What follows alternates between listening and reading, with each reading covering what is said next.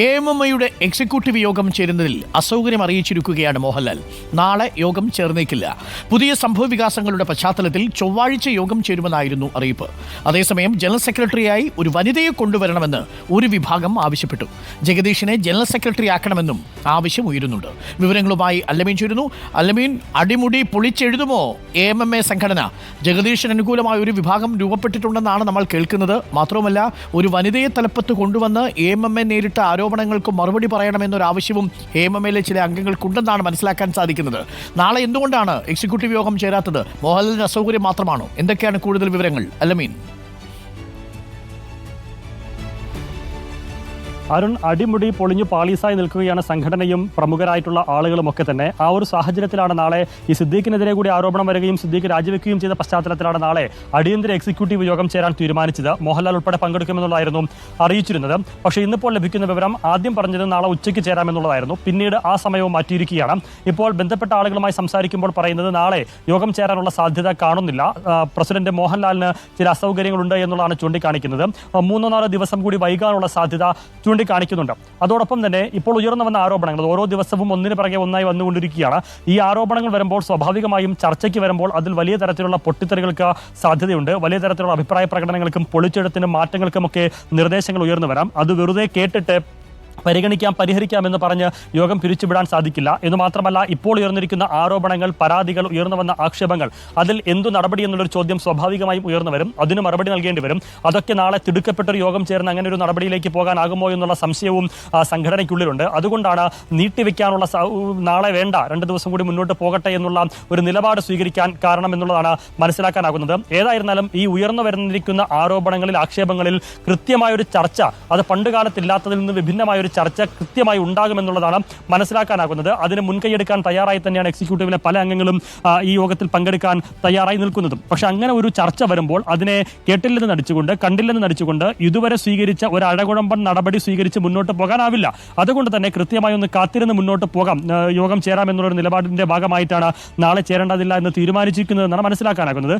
അതോടൊപ്പം general secretary സ്ഥാനത്ത് നിന്ന് സിദ്ദീഖ് രാജിവെച്ചിരിക്കുകയാണ്. പകരം ചുമതല സെക്രട്ടറിയായിട്ടുള്ള ബാബുരാജിന് നൽകാനാണ് നിലവിൽ നൽകിയിട്ടുണ്ട്. ഇനി അതിനെ ഏത് രീതിയിൽ മുന്നോട്ട് കൊണ്ടുപോകണമെന്നൊരു ചോദ്യമുണ്ട്. അതേസമയം തന്നെ വനിതകളിൽ ഒരാളെ ജനറൽ സെക്രട്ടറി സ്ഥാനത്തേക്ക് കൊണ്ടുവരണമെന്നൊരു ആവശ്യം വലിയ തോതിൽ ഉയരുന്നുണ്ട്. അതോടൊപ്പം തന്നെ നടൻ ജഗദീഷിനെ, നിലവിൽ വൈസ് പ്രസിഡന്റായ ജഗദീഷിനെ ജനറൽ സെക്രട്ടറി ആക്കണം, AMMയുടെ ജനറൽ സെക്രട്ടറി ആക്കണമെന്നൊരു ആവശ്യം കൂടി ഉയർന്നു വരുന്നുണ്ട്.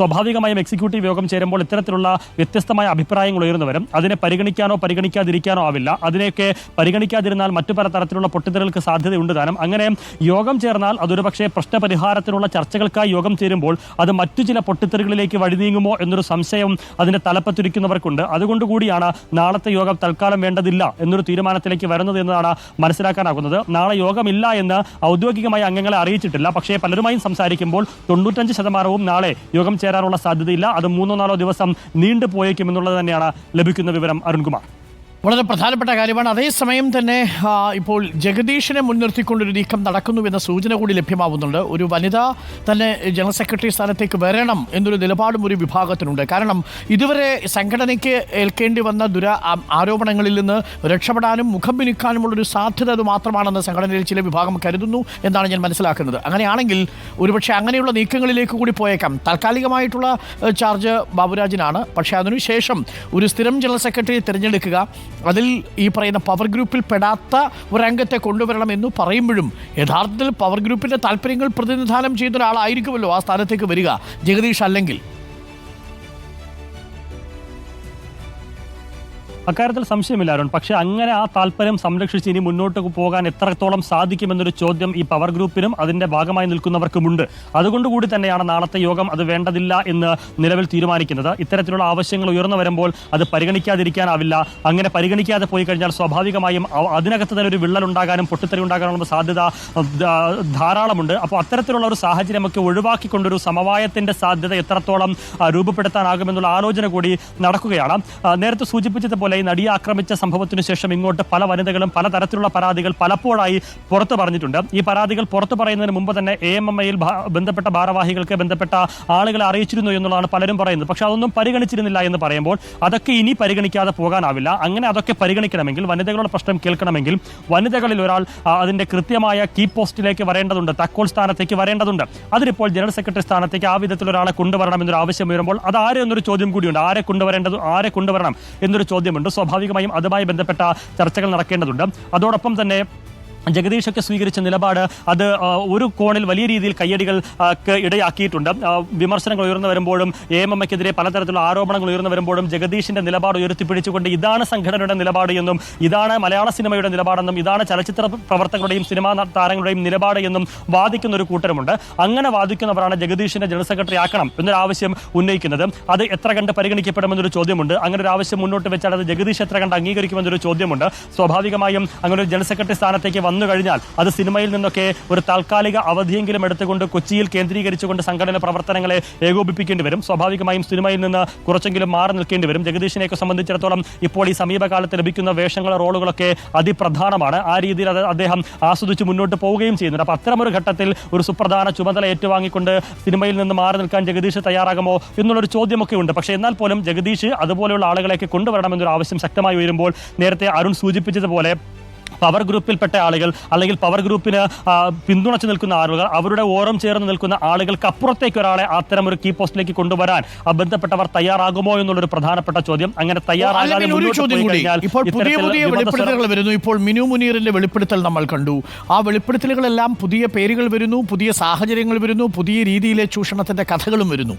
അപ്പോൾ ഈ സംഘടനയ്ക്കുള്ളിലെ പല താരങ്ങൾക്കും ഈ ഒരു ടെൻഷൻ വല്ലാതെ വന്നിട്ടുണ്ടെന്ന് തോന്നുന്നു അല്ലേ?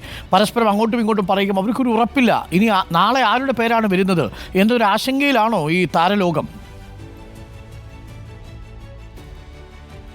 അവർ ഇന്ന് രാവിലെ ഒരാളുമായിട്ട് സംസാരിച്ചു, നമ്മൾ പേര് വെളിപ്പെടുത്തുന്നത് ശരിയല്ല, ഇന്നൊരാളുമായിട്ട് സംസാരിച്ചപ്പോൾ അദ്ദേഹം പറഞ്ഞത് നമുക്കെതിരേക്ക് ഒരു പക്ഷേ വന്നേക്കാം, നിങ്ങളത് നോക്കി കൈകാര്യം ചെയ്യണം. അത് പറയുമ്പോൾ അദ്ദേഹം പറയുന്നതിന് കാരണമുണ്ട്. അങ്ങനെ ഒരു തെറ്റ് ചെയ്തു എന്നുള്ള ബോധ്യത്തിന്റെ അടിസ്ഥാനത്തിലോ അല്ലെങ്കിൽ താനും ഇതേ രീതിയിൽ പ്രവർത്തിച്ചു എന്നുള്ള ബോധ്യത്തിന്റെ അടിസ്ഥാനത്തിലെല്ലാം വിമതസ്വരം ഉയർത്തുമ്പോൾ അവരെയും ഒതുക്കാനായി ഇത്തരത്തിലൊരു ആരോപണങ്ങൾ ഉയർന്നു വന്നേക്കാം എന്നുള്ള ഒരു സംശയം, ആ തലത്തിലും കാര്യങ്ങൾ വഴുതി മാറുന്നു എന്നുള്ള സംശയം സിനിമാ ലോകത്ത് പലർക്കുമുണ്ട്. പലർക്കെതിരെയും ഉയർന്നു വന്ന ആരോപണങ്ങൾ കഴമ്പുള്ളതാണ്, കാമ്പുള്ളതാണ്, അത് യഥാർത്ഥത്തിൽ സംഭവിച്ച കാര്യങ്ങളുമാണ്. പക്ഷെ അതിനപ്പുറത്തേക്ക് മറ്റു പല ശത്രുതയും മുൻനിർത്തിക്കൊണ്ട്, മറ്റു പല വിരോധവും മുൻനിർത്തിക്കൊണ്ട്, മറ്റു പല വൈരാഗ്യവും മുൻനിർത്തിക്കൊണ്ട്, സമാനമായ ആരോപണങ്ങൾ ഉയർത്തിക്കൊണ്ട് അവരെയൊക്കെ പ്രതിരോധത്തിലാക്കാൻ ഒരു നീക്കം അത് സിനിമാ ലോകം മുന്നിൽ കാണുന്നുണ്ട്. കൃത്യമായി അതിനുള്ള സാധ്യത ഉണ്ട്. വരും ദിവസങ്ങളിൽ അത്തരം ഒരു സാഹചര്യം കൂടി രൂപപ്പെട്ട് വന്നേക്കുമെന്നുള്ള സംശയവും ആശങ്കയും വലിയൊരു വിഭാഗത്തിനുണ്ട് എന്നുള്ളത് തന്നെയാണ് എടുത്തു പറയേണ്ടത്. പ്രത്യേകിച്ച് ഈ നടിയെ ആക്രമിച്ച സംഭവം ഉണ്ടായപ്പോൾ തന്നെ ദിലീപിനെതിരെ അല്ലെങ്കിൽ ദിലീപിനെ സംരക്ഷിച്ച ആളുകൾക്കെതിരെ ഔദ്യോഗിക വിഭാഗത്തിനെതിരെയൊക്കെ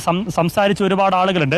അതിൽ WCC രൂപീകരിച്ച ആളുകൾക്ക് അവസരം കിട്ടിയില്ല. വനിതകൾക്ക് അവസരം കിട്ടാതെ വനിതകളെ മാറ്റി നിർത്തിയെങ്കിൽ അത്തരം നിലപാട് സ്വീകരിച്ച പുരുഷന്മാരെ ഇത്തരത്തിലുള്ള ലൈംഗിക ആരോപണത്തിൽ കുരുക്കിയിട്ടുകൊണ്ട് അവരെ പ്രതിരോധത്തിലാക്കുക എന്നുള്ളൊരു തന്ത്രം. ഇപ്പോൾ ഉയർന്നു വന്ന ആ സമാനമായ സംഭവം, ഈ ഹേമ കമ്മിറ്റി റിപ്പോർട്ടും അതിന് പിന്നാലെ ഉണ്ടായ ആരോപണങ്ങൾ, ആക്ഷേപങ്ങൾ, അതിൽ ശക്തമായ നിലപാട് സ്വീകരിച്ച ആളുകൾ, അവരെയൊക്കെ വഴിയിൽ തടയുന്നതിനും അവരെയൊക്കെ പ്രതിരോധിക്കുന്നതിനും ഇത്തരം ഒരു ചുണ്ട എറിയാനുള്ള സാധ്യത അത് പലരും മുന്നിൽ കാണുന്നുണ്ട്. അത്തരത്തിലുള്ള ആശങ്ക പലർക്കുമുണ്ട്. അവരത് വ്യക്തിപരമായി സൂചിപ്പിക്കുകയും ചെയ്യുന്നുണ്ട്. ഞാൻ ഇന്ന് രാവിലെ ഒരാളായിട്ട് സംസാരിച്ചപ്പോഴും പറഞ്ഞതാണ്, അങ്ങനെയൊക്കെ വന്നാൽ, അപ്പോൾ ഞാൻ ചോദിച്ചു അങ്ങനെ വരുമെന്ന് വല്ല സൂചനയുമുണ്ടോ, അങ്ങനെ വല്ല നീക്കവുമുണ്ടോ, നിങ്ങൾ അങ്ങനെ വല്ലതിന് പെട്ടിട്ടുണ്ടോ എന്ന് നോക്കുമ്പോൾ ജീവിതത്തിൽ ഇന്നേ വരെ അങ്ങനെ ഒന്നിനും പെട്ടിട്ടില്ല. പക്ഷേ പറയാനാവില്ല, എന്തും സംഭവിക്കാം, അങ്ങനെയൊക്കെ വന്നാൽ ഒന്ന് കരുതലോടെ കൈകാര്യം ചെയ്യണം എന്നുള്ള രീതിയിൽ പോലും ആളുകൾ പറയുമ്പോൾ അരുൺ ചോദിച്ചതുപോലെ പലർക്കും ആശങ്കയുണ്ട്.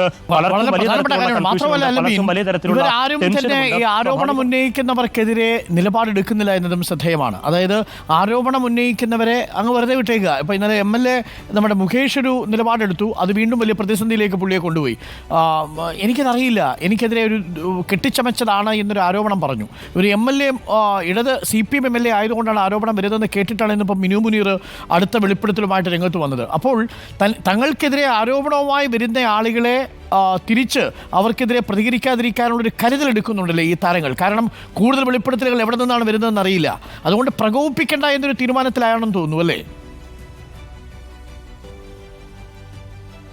അതുമുണ്ട് അരുൺകുമാർ. കാരണം എല്ലാവരും വിശുദ്ധ പശുക്കളല്ല എന്ന് പലർക്കും ബോധ്യമുണ്ട്. പക്ഷെ പലരും വിശുദ്ധ പശുക്കൾ തന്നെയാണ്. പക്ഷെ അവരെ പോലും കൊടുക്കാനുള്ള സാധ്യത എന്ന് മാത്രമല്ല, എനിക്കെതിരെ അമ്പെയ്ത് വരുമ്പോൾ അതിനെ ഞാൻ പ്രതിരോധിക്കേണ്ടത് പൊതുസമൂഹത്തിൽ എൻ്റെ സത്യസന്ധതയും എൻ്റെ മാന്യതയും വെളിവാക്കുന്നതിന് അനിവാര്യമാണ്. അങ്ങനെ പ്രതിരോധിക്കാൻ ശ്രമിക്കുമ്പോൾ ഒരുപക്ഷെ ഇത് സ്ഥിരം തൊഴിലാക്കിയവരാണ് എങ്കിൽ പല ഭാഗത്തു നിന്ന് അമ്പെയ്യും. ഒരു അമ്പ് വരുമ്പോൾ അതിനെ പ്രതിരോധിക്കാൻ ശ്രമിക്കുമ്പോൾ പല ഭാഗത്തു നിന്ന് അമ്പെയ്ത്തുണ്ടാകുന്ന ഒരു സാഹചര്യം ഉണ്ടാകും. അത് പക്ഷേ പ്രതിരോധിക്കാനാകാത്ത വിധത്തിലേക്ക് ഒരുപക്ഷെ ഇടറി വീഴുന്ന ഒരു അവസ്ഥയിലേക്ക് കൊണ്ടെത്തിക്കുകയും ചെയ്യും. അങ്ങനെ ബോധ്യമുള്ള ആളുകൾ പലപ്പോഴും പക്ഷേ പ്രതികരിക്കാൻ തയ്യാറാകാതെ മാറി നിൽക്കാൻ തന്നെയാണ് സാധ്യത എന്നുള്ളതാണ് മനസ്സിലാക്കാനാകുന്നത്. ഇന്നിപ്പോൾ ആരോപണം ഉയർന്നു വന്ന പല ആളുകളുമുണ്ട്. പുതുതായി കേട്ടുവന്ന പേരുകൾ, അവരിൽ പലരെയും ബന്ധപ്പെടുമ്പോൾ അവരൊക്കെ പറയുന്നത് ഇതിനെയൊന്നും അങ്ങനെ പരിഗണിക്കേണ്ട ആവശ്യമില്ല, ഒരു കാര്യവുമില്ലാത്ത കാര്യമാണ്, ഇതിനെയൊന്നും അങ്ങനെ നമ്മൾ പ്രതികരിച്ച് അവർക്ക് കൂടുതൽ മൈലേജ് ഉണ്ടാക്കി കൊടുക്കേണ്ടതില്ല, അതുകൊണ്ട് മൗനം വിദ്വാന ഭൂഷണം എന്ന നിലയിൽ മുന്നോട്ട് പോകുന്നു എന്ന് പറയുന്ന ആളുകളുമുണ്ട്.